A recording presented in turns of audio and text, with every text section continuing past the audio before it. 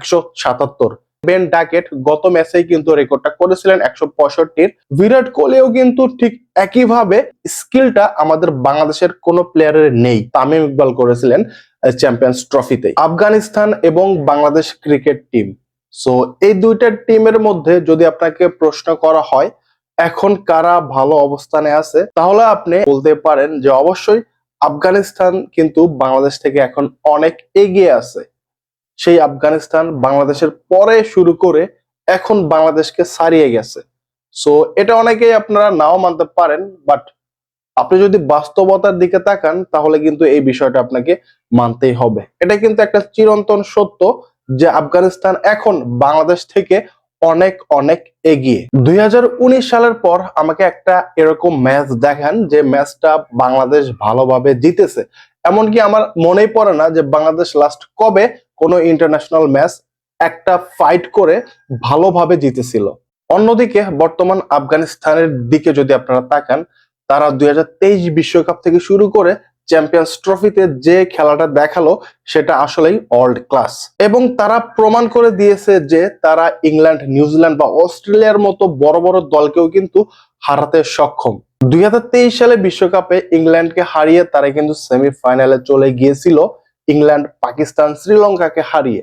আর অল্পের জন্য বলতে পারেন তাদের ভাগ্য ভালো ছিল না বিধায় তারা কিন্তু সেমিফাইনালে অস্ট্রেলিয়ার কাছে হেরে গিয়ে ফাইনালটা খেলতে পারেনি। 2023 বিশ্বকাপের সেমিফাইনালে অস্ট্রেলিয়ার সাথে প্রায় কিন্তু আফগানিস্তান জিতে গিয়েছিল, কিন্তু ম্যাক্সওয়েলের সেই অনবদ্য 200 ইনিংস তাদেরকে হারিয়ে দেয়। এটা অবশ্যই একটা অতি দানবীয় একটা ম্যাচ বলতে পারেন ম্যাক্সওয়েলের জন্য, যেটা সচরাচর কিন্তু ঘটে থাকে না। মোট কথা তাদের ভাগ্য ভালো ছিল না বিধায় তারা কিন্তু অস্ট্রেলিয়াকে হারাতে পারেনি, ফাইনালে উঠতে পারেনি। অন্যদিকে গতকাল আবারও কিন্তু তারা সেই ইংল্যান্ডকেই হারিয়ে দিল এবং ম্যাচটা কিন্তু দুর্দান্ত ছিল। আপনারা যদি আফগানিস্তানের টিম ওয়াইজ পারফরমেন্স দেখেন অথবা ইন্ডিভিজুয়াল পারফরমেন্স দেখেন তাহলে আপনি বলবেন অবশ্যই তারা একটা সেরা খেলায় দিয়েছে গতকাল। ইংল্যান্ডের বিপক্ষে আফগানিস্তানের এই ম্যাচে মাত্র 37 রানেই আফগানিস্তানের 3 উইকেট পড়ে যায়। সো সেই 3টা উইকেট পড়ে যাওয়ার পরও ইব্রাহিম জাদরান সেই রানটাকে টেনে নিয়ে যায় 326-এ এবং তার ব্যক্তিগত সংগ্রহ 177, যেটা চ্যাম্পিয়ন্স ট্রফির ইতিহাসে ইন্ডিভিজুয়াল রান সর্বোচ্চ বেশি। সো এর আগে বেন ডাকেট গত ম্যাচেই কিন্তু রেকর্ডটা করেছিলেন 165, বাট সেটা কিন্তু তারা ভেঙে দিয়ে, মানে ইব্রাহিম জাদরান ভেঙে দিয়ে রেকর্ডটা গড়ে ফেলে 177-এর। ইব্রাহিম জাদরানের এই ইনিংসটা যদি দেখেন 177-এর মধ্যে তার 93টা রানই কিন্তু সিঙ্গেল ডাবল।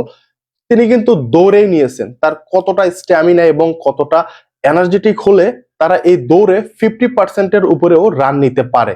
আর এভাবেই কিন্তু ছোট ছোট শুরু করে একটা বড় ইনিংস খেলা যায়, যার প্রমাণ কিন্তু ইব্রাহিম জাদরান দিয়ে গেছে। অপরপক্ষে আমি যদি বিরাট কোহলির সাথে তুলনা করি, বিরাট কোহলিও কিন্তু ঠিক একইভাবে তার ইনিংস গুলো বড় বানায় সিঙ্গেল নিয়েই। সো এই স্ট্যাবিলিটিটা, এই স্কিলটা আমাদের বাংলাদেশের কোনো প্লেয়ারের নেই। এরকম একটা ইন্টারন্যাশনাল ম্যাচে বাংলাদেশের সর্বোচ্চ রান মাত্র 128 এবং সেটা তামিম ইকবাল করেছিলেন চ্যাম্পিয়ন্স ট্রফিতেই। আমি বরাবরই বলি একটা ইনিংস জেতার জন্য সবচেয়ে বড় ভূমিকা রাখে টপ অর্ডার ব্যাটসম্যান। শুধুমাত্র একজন যদি ভালো খেলে তাহলে নিশ্চিত তারা ওই ম্যাচটা জিততে পারবে। সো আফগানিস্তানের top order batsman Ibrahim Zadran তিনি কিন্তু তার কাজটা করে দিয়ে গেছেন এবং বোলার হিসেবে, অলরাউন্ডার হিসেবে আজমাতুল্লাহ ওমরজাই তার বাকি কাজটা করে গেছেন।